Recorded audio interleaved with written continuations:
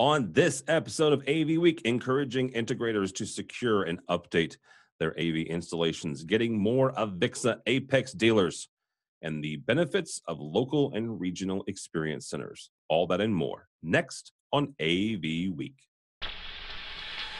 The network for the AV industry. What are you listening to? This is AV. This is AVNation. This is AVNation. This is AV Week, episode 364, recorded Friday, August 17th, 2018. Look outside. Support for AVNation is brought to you by BIAM and by Chief, the global leader in commercial AV mounting solutions. This is AV Week, your weekly wrap-up of audio-visual news and information. My name is Tim Albright. I am your host. With us to talk about the news and information we have gathered this week, first and foremost, her name is Megan Dutta, and she is from SCN. Welcome, ma'am. Hi, thanks for having me. Glad to be here. Thank you, ma'am. Thank you. Also with us is Mr. Luke Jordan. Luke is from Electroacoustics from the great state of Texas. Welcome, sir. It's actually the country of Texas, but I'll let that one slip. Thanks for having me back. You know, it's like 150 years ago or something, you were made a state, so sorry. We allowed y'all to. We allowed y'all. All right. Last but not least, Clint Hoffman, my buddy from Kramer Electronics, who is the not brand new, but relative in the last 2 or 3 months, CEO of Kramer US. Welcome, sir. Thank you, Tim. Glad to be here, my friend. Thank you. And congratulations on the promotions there. Appreciate that. Thank you too. Appreciate it. Real quickly, before we get started here, we're going to do a story about Crestron getting hacked. I'll start with that. And before we get started, I'll mention the fact that Crestron is an underwriter. They're a supporter financially of AVNation. So understand that that's not going to dictate what I say here. The story though was it's a long story. I'm trying to make it as quickly as possible in the next 60 seconds. Wired Magazine ran a story last Friday, a week ago. So we're taping this on August 17th. They ran the first version of this story August 10th.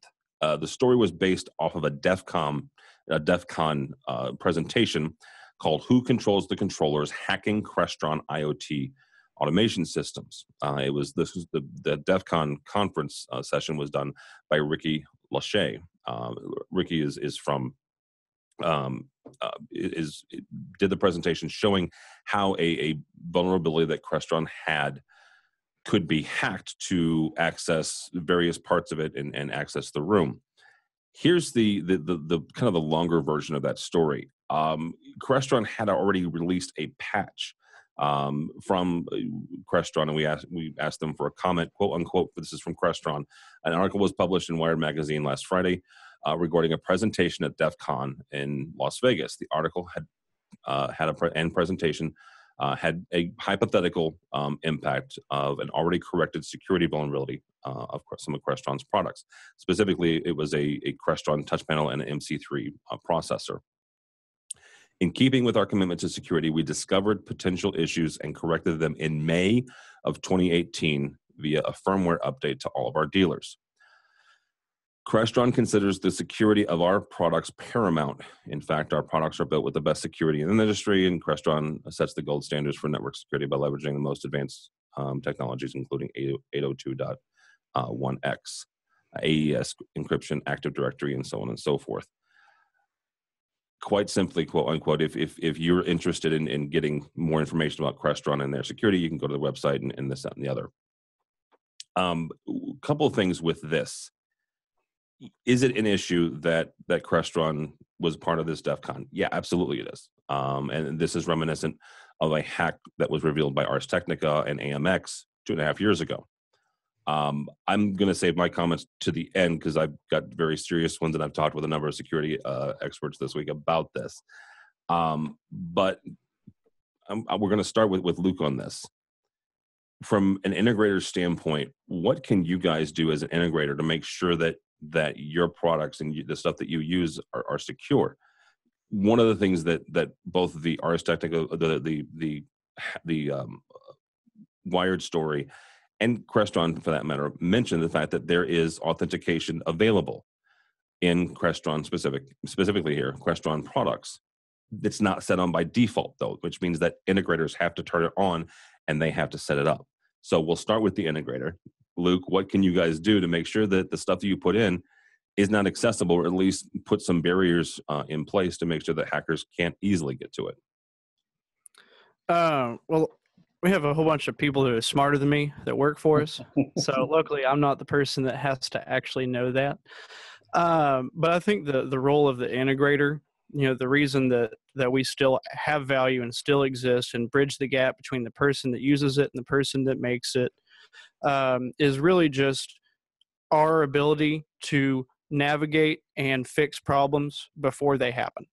That's why you hire a good integrator. If the integrator you hire is constantly presenting, hey, here's a problem that we didn't think of, or we didn't account for this, you're probably not going to hire them again. You want to work with an integrator that they fix problems before you're even aware that it was there. So part of that might be, as an integrator, if you're not really, IT heavy. I know the convergence has happened, but not everyone's there. There are security specialists. If you're doing a lot of corporate environments, in this article they were talking about, who uses this? Well, it's Microsoft. It's big corporations that have a lot of stuff that they need to keep, a lot of content they need to keep secure. And so if you know the environment you're going into, this is a really big deal. One, you need to know what you're doing. And if you don't, you need to either communicate that up front.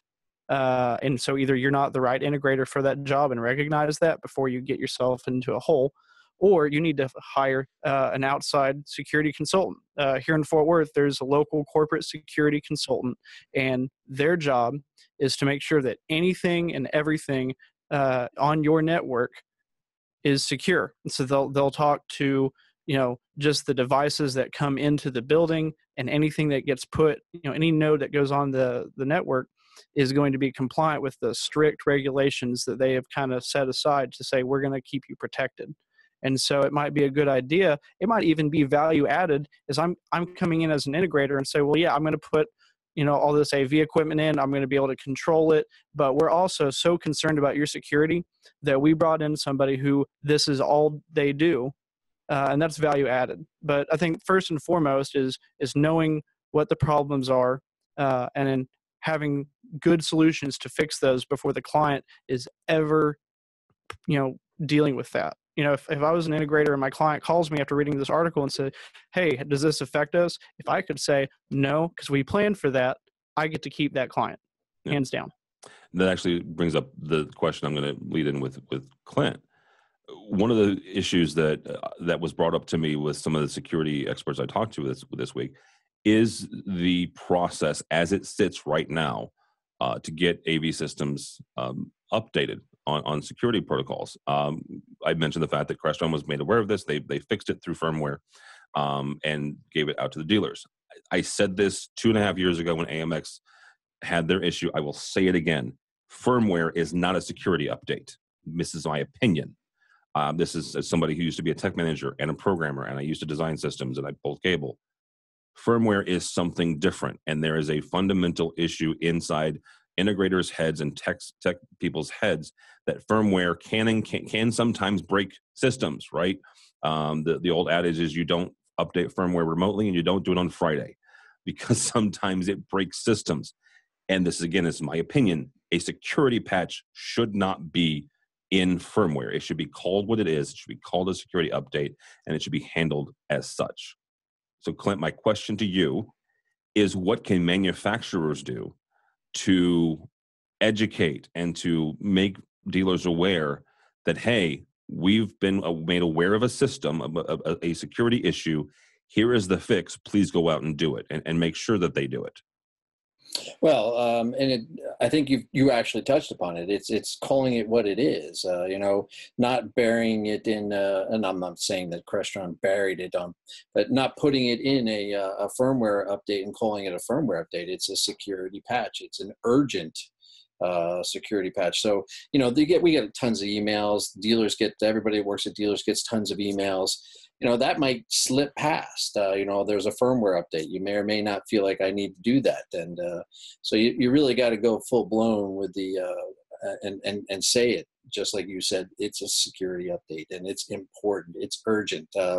Sometimes I get those for my PC or for my phone. It's, this is going, this is an important one. They let you know. It's not just a normal routine one because it's got some security patches to it. So it's a catch-22. Nobody wants to stand up and say we have a problem, but problems happen, and everybody gets that. So they should call it what it is. Megan, actually, Clint makes a good point, and that's the question I'm going to have for you. Is this the AV systems and the AV industry has gotten to the point where we are on the network, we are internet network devices, whether it's Google or it's Apple or it's Microsoft or it's Kramer or it's Crestron or it's AMX or whoever. Nobody's perfect. Hackers are going to hack. They're going to find vulnerabilities. So let's be adults here and say, okay, these systems are on the network. We're going to find vulnerabilities. Just treat them like they are and go from there. Question for you though is how big of a story is this? This one landed in Wired magazine, right? On Wired's website. 2.5 years ago was Ars Technica and AMX. When our little industry hits the mainstream like this, how big of a problem or how big of an issue is it for the company that is highlighted, and honestly for the industry at large? I think it's a pretty big problem, and I'm surprised that other people haven't picked it up because, like Luke said, the companies that haven't picked up that need to be IT and AV companies. Those are the ones that I think are going to go away. When you're on the network, you have to be aware of security, and say you're Google and someone says, oh, I can get in through this Crestron, and I'm just saying Crestron because that was what the article's on, Crestron system, and hack the cameras in their executive boardroom. I think it puts you in the frame of mind of, well, they have this security weakness. Have they thought about these other ones? And I think it makes them more susceptible to future hacking. Yeah, absolutely. All right. Let's move on here to our next story here. This comes to us from Innovate on the Net, Electrosonic, not Luke's company, Electroacoustic, but Electrosonic, a European integrator, has qualified for the AVIXA AV Provider of Excellence. If you've forgotten what that is their APEx system. Clint, I'm going to start with you on this. When you're working with integrators and you're trying to help them with their business, sell from your perspective, sell more Kramer products, but also help their clients more. When you talk to them about certain certifications and things like the APEX program, what can you guys do to help them get either whether it's APEX or another type of certification to kind of differentiate themselves from some of their other competitors? So we can help them by making sure that all the material that we provide is got CTS-RUs attached to it, because I believe CTS-RUs and I believe the number of CTS holders is an important part of the APEX designation, I think. Correct me if I'm wrong. I think it's a percentage of the people have that designation. So having it and maintaining it, we can certainly help in that regard, whether it's general education or specific training relative to Kramer. We can do that. But the whole thing with the certifications, it is just so important. I do wish that the certifications would focus a little bit more these days on some of the real problems that are occurring in the field. Let me expand on that for a second. What we're finding more and more, and I'm sure every other manufacturer is finding it as well, is that because of things like EDID, HTTP, handshaking, the number of times something sends a handshake versus the number of times something listens for a handshake, the problems that occur in the field are just astronomical, and immediately the people think, well, it's your product. Well, not necessarily. Maybe it's the monitor, or maybe it's because there's everybody in a digital world, unlike an analog world, there are idiosyncrasies, and until we get everybody spun up on that, and I know it's difficult for dealers to pull their solar team out of the field and teach them stuff because they want them out there making money every day, which makes perfect sense. But until we put that in the curriculum and we start addressing that, it's difficult times right now to a certain extent. Megan, this is the first time in a while I've seen a story on APEx, and so the question to you is how can AVIXA promote this more? I guess is the best way to ask that. Is it just highlighting stories like this, or is there more outreach they can do to promote this program? Yeah, I definitely think there's always more outreach that could be done. Whether it's like custom content or having companies that have the APEx reach out and say, write articles about it or blogs. I mean, SCN, we're very open to blogs. I'm sure other media providers are as well. And I think one of the benefits that they don't highlight as much is that when they get more people that get this certification, they're creating standards across the board, because part of the requirement is that 15% have to have the CTS certification. So everyone's working on the same level. And then they also have to meet some of the ANSI standards. So you're creating just a standard across the industry. So the more companies that have these, the more we're going to be standardized as an industry, which I think is a good thing. All right, Luke, same kind of question. How would you encourage AVIXA to encourage more integrators to get with this program? Well, I'm actually going to address what Clint said first, and I'll get to that. I agree. It's very, very difficult. Our company was the 9th worldwide to get APEX. It was the first in the Southwestern United States, and we've had it since, I think it was right before Infocom 16 is when we got that. And the point is that it's a little bit of an exclusive club. It's very difficult, to take your field crew and say, we need you to learn this material to the point that you can pass the test. But if you can pass the test, but you can't install it on site, that doesn't benefit me as an integrator enough to get that designation. So you're really focusing on training to understand the material and be able to apply it to the point where you're benefiting the people that work for you. I've got letters after my name. I know what I'm doing. I can walk into a room confidently. Even if I move on to another company in a couple of years, I've now benefited that employee to the point that they are going to have a better life because they have opened themselves up by having a culture of learning distilled within them. But then it benefits me as an integrator because I can now walk in with a sales pitch and say, we're APEX certified. Your designer has a CTSD. Your installer has a CTSI. Your project manager and your sales staff all at least have a CTS. It's not just we think we're pretty good. We know we're good, and this is why. So from a sales perspective, it has a lot of value, but it's really hard, and I think that's awesome. As far as how should AVIXA be marketing that, I think that they definitely they need to. It's relatively quiet. So I don't know if that's a campaign. I don't know if that's partnering with media outlets. I think definitely sharing stories about I'm an integrator and we have APEX and this is why that's been good, and not just a fluff story. Let's do a case study. APEX companies win in this area because of this aspect of APEX that makes a difference. But the way you got to do that is there's the 10 standard, the 10 2013, which is a collection of a whole bunch of individual ANSI Infocom standards. I did say Infocom because they haven't re-upped the standard yet. It's coming. But you've got to print those out and you've got to read them and you've got to understand them. And then on every project, you've got to apply them. And it's a lot of work, but the end result is you can point to that system and say, this is a really good system because we designed it well. We understood what you were asking for in the needs assessment programming phase, which has its own standard, by the way.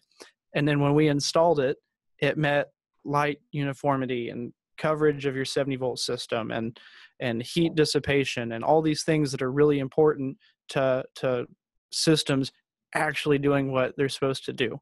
And then the result of that is our industry gets less crap about bad things that other parts of the world who don't know what our industry is doing.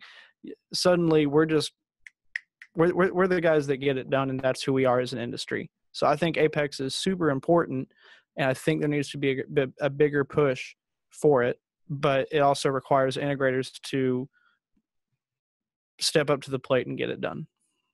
All right, very good. Last story here. This is something actually Megan and I were blessed enough to go be a part of. NEC opened their brand new experience center, their briefing center, just outside of Chicago, in Downers Grove, Illinois. It is a 3-story facility. It's part of a office complex, but 2 of those stories are actually cobbled together right next to, one on top of each other. A big open air staircase that combines the 2. There are several vignettes that highlight things like transportation, quick service, healthcare, retail, education, large venue with a large venue projector. It opened the last part of July. I want to say July 31st. Actually, Megan, I want to start with you on this. This is not the first time in Chicago specifically, because back in April, Sure opened their experience center, but not just Chicago. All over the country, folks are opening up different regional and local areas where folks can come and see a specific product being demonstrated.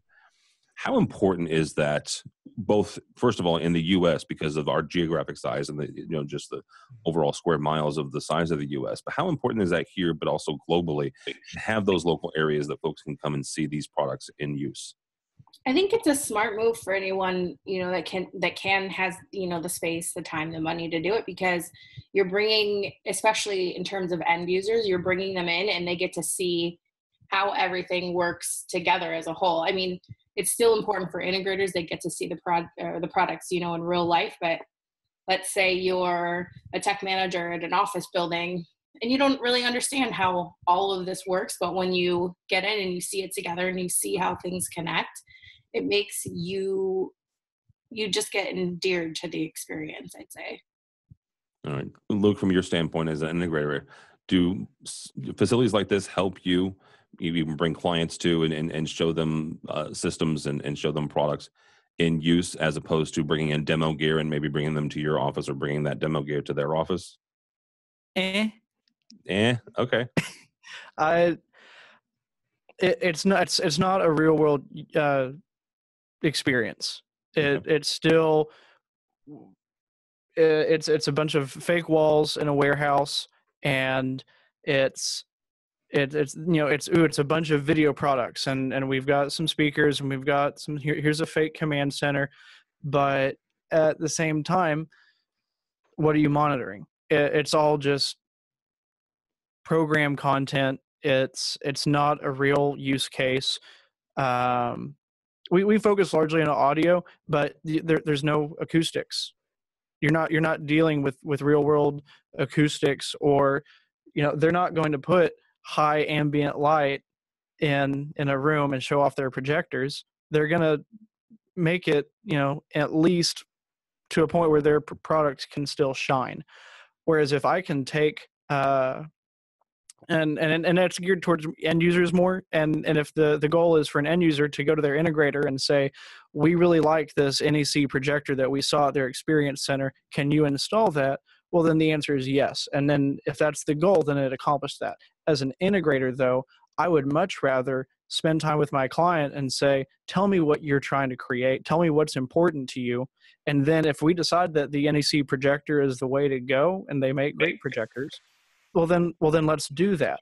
But if we decide it's a direct view LED wall because they want a high visual impact in a high ambient light room, well then I don't want to tell them, well, that's not a really good use for this product that you're really in love with.